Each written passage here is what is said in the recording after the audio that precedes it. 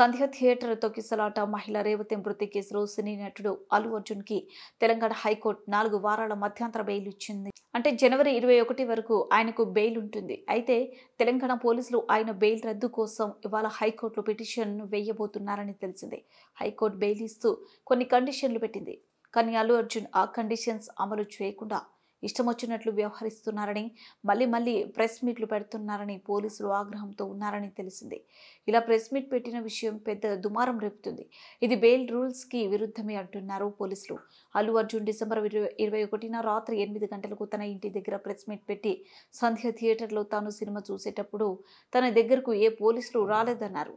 కానీ ఆయన చెప్పింది అబద్ధమని నిరూపిస్తూ పోలీసులు ఓ వీడియో సాక్ష్యాధారాలతో సహా నిర్మించారు. ఇలా పోలీసులకు వ్యతిరేకంగా అల్లు అర్జున్ మాట్లాడుతూ అబద్ధం చెప్పడం ఆయనకు చిక్కులు తెస్తున్నట్లు తెలుస్తుంది.